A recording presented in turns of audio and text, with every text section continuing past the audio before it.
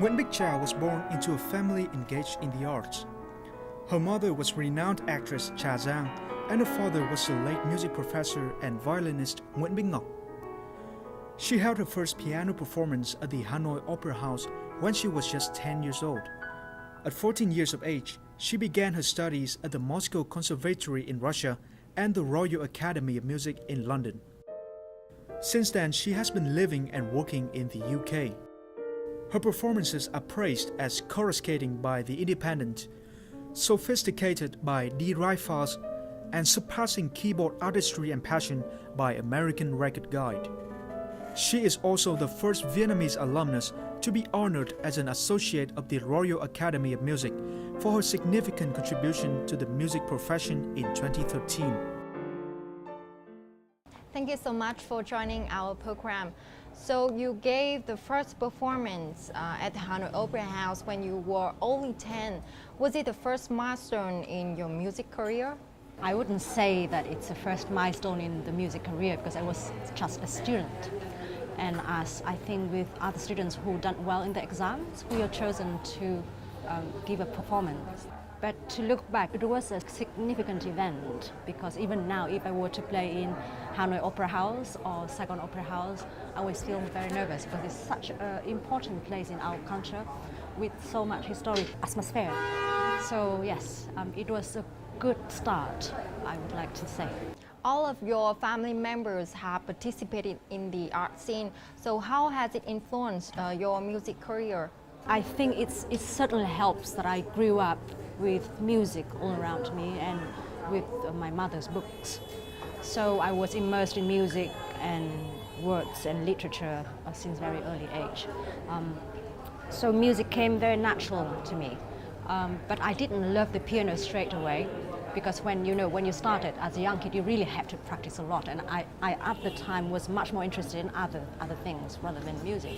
But when I came to Russia to study, my professor there really opened me up to the world of beauty, of sounds that I understood immediately that this is what I really want to do for the rest of my life. Who was the first person inspired you to play piano? It was really a funny story. It doesn't sound glamorous at all. My father was a professor of violin, so it was natural that he wanted me to pick up the instrument that he knows so well. And we got the instrument, and I was 4. I started to play, and I realized immediately that I couldn't make any good sound out of it. You know that if you heard a child playing the violin from the start, it's just like scratching. So I thought, Father, I really don't like this. So get me the piano, because I just saw that, with the piano, everything is tuned in advance. So I at the time thought that I wouldn't have to worry about the tuning. I just sit down and put my hands on it. It would be just easy.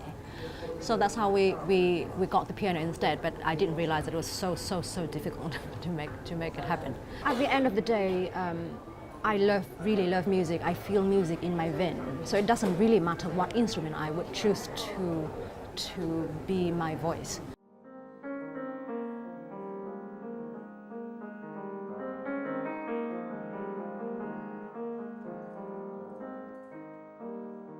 Besides core repertoires, pianist Nguyen Bich has received wide critical acclaim for her recordings of works by Swiss composer Joachim Raff, the leading composer of the Romantic period, who was forgotten for most of the 20th century.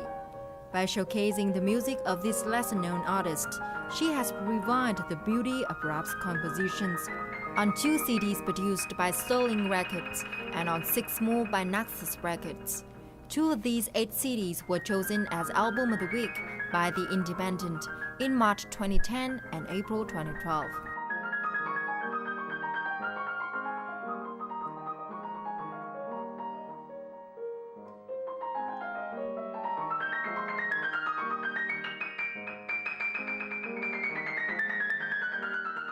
Your performances balance core repertoire and also lesser-known music, and especially your performances and records of piano solos and concertos by Swiss composers Joachim Raff to attention of both audiences and meter. So could you share more about this? Something that are so well known, that is in the core repertoire, as you call it, as you know, music of Beethoven, Bach, people have made milestones for Western classical music. But if you look into the history of Western classical music, there are so many other composers who I think the works are not deserved the attention. Back in Russia, when I was studying, my professor there, he was always encouraged me to look outside the beaten path, so that I can explore other pieces rather than just works of Beethoven and Bach and Mozart and so on. So since then, I always developed the curiosity of asking myself, what else out there? What else out there? What else can I look into? And surprisingly, there are a lot to look into. And this composer, Joachim Raff, came to me, to my attention in 2007. He apparently was a very prominent composer, but his work just disappeared from the radar of consciousness of musicians and audience alike. And as we started to look into it, I was so impressed, because this is the composer who was so important to be ignored. So we started to dive into it, and that's how the journey started. You also had a chance to work in Naxos Record, the world's leading classical music label. So could you share more about this collaboration? Prior to that, I already recorded 2 concerto discs of Joachim Raff's with another label in Sweden, Sterling. So they knew about this, and they were very interested in understanding what else out there, because Naxos is a very adventurous label. They call themselves the discovery label. So we almost have the same mindset that we want to explore more. So we started talking, and I said, yes, that's it. I mean, there's a lot of piano music that has not been recorded. Why don't we look into it? So we looked into it. So we started with 3 CDs, and then we thought, why don't we do another 3 more? Because there's so much more. And now the collaboration is still ongoing, because I'm about to record 2 of his piano works for piano and orchestra this May in Prague.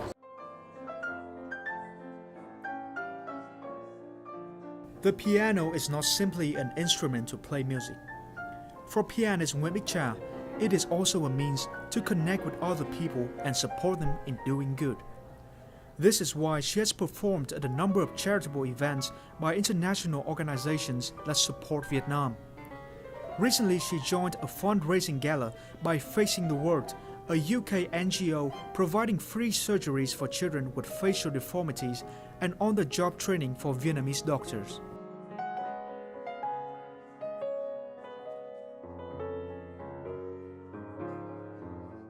Besides your art projects, you have also participated in charity activities such as a fundraising gala of Facing the World. So how do you want to use your music and talent as a means to help people?